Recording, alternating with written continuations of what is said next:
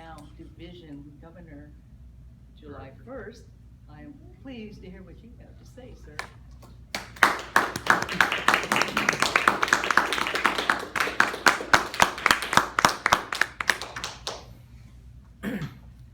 Division Director, pardon me.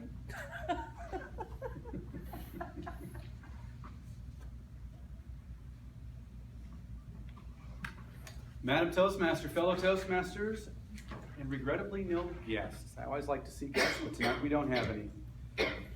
The Toastmasters year ends on June 30th, and that means we need to elect new club officers. This is a time of change. People don't like change. People usually get nervous about change. Change frightens them because they don't know what to expect and they don't know what it's going to entail. So tonight I'm going to talk about why we should embrace this change and go into it full steam ahead and enjoy it, because this is a good change. I'm going to cover 3 different points about this change. Actually, I'm going to answer 3 different questions about this change. The first question I'm going to answer is, why are we making this change? What is the purpose of this change? Why do we have elections? Why are we changing out the officers that we already have? Realistically, there's 2 answers to this. The first reason we do this is because we want to inject new blood into the officer group. You want new ideas, a new set of eyes, fresh perspective. That's really what you're looking for. You want to bring people in who haven't been doing this job for a while to get their take on it. You really are looking to bring in somebody to give you a fresh perspective. That's one reason for the change. The other reason for the change, perhaps the most important reason for the change, is in Toastmasters. We all join Toastmasters to become better communicators. That's usually what drags everybody into the door. They want to be a better communicator, or somebody's forced them to come in here to be a better communicator. What we discover while we're here is leadership. And club officer positions are an incredible source of leadership training.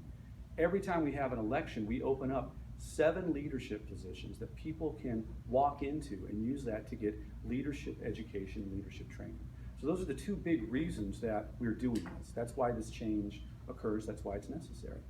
The second question we want to look at is, what are the officer duties? Now, a lot of us in this room tonight have been officers, have been around long enough that we know that. Had we had more junior members here tonight, that would be a big question to answer.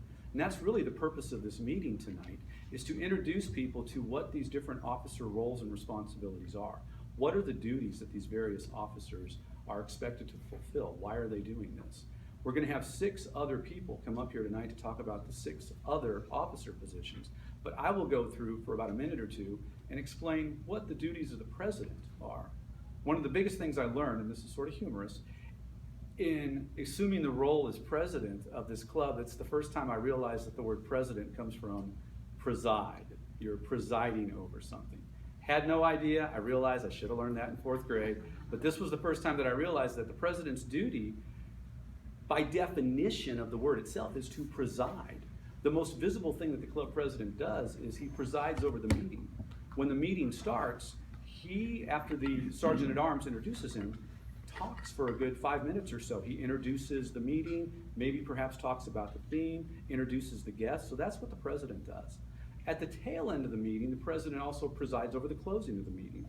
So he'll talk about any announcements for activities that are coming up, thoughts and feelings about the meeting itself, and also discuss what the guests thought about the meeting. So the president's visible role as is the presiding officer of the meeting. The invisible role, the one you don't see in the background, is probably the most important role. The president is working with the other officers to make sure that the members are receiving the education that they came here to get. Everybody came here to get better at communicating or leadership. And at its heart, Toastmasters is an education program. So the president's job is to work with all the other officers and make sure that the club is meeting the members' needs. That's kind of the background thing that you don't see a lot of. So we've answered 2 questions, got 1 more question to answer. And this is kind of the fun one. The third question has to do with resistance and benefits. Whenever there's change, there's resistance. We all know this. Nobody likes change. Change is scary, change is unknown. People resist change. What we need to address are not just the resistance issues, but the benefits issues. The resistance to change in this example of club officers comes from the idea of asking people, you should be an officer. We should nominate you to be an officer. People shake their heads. They're scared. They don't want to do it. Part of the reason is they don't understand what the roles and responsibilities are, which is what we're going to define tonight. And they're also fearful that we're going to throw them under the bus, that we're just going to throw them in the water. We're going to use some crazy metaphor that basically means we're going to throw them away and let them fight the fire by themselves. That's not true. The club wants you to succeed. The club is going to provide mentors and coaches to help you succeed. The people that were the previous officer in the office that you've taken over are going to be there to help you, to mentor you, to coach you, to explain to you how they did what they did and help you with the transition. That's what you're going to get from the club. The district also wants you to succeed. They're going to provide officer training to make sure that at the core, you at least know what you're supposed to do. At an elevated level of officer training, that you know best practices. So those are the fears that I think people have, and that's the way that we can overcome those. The benefits of being an officer, there's a lot for each of those different officer categories.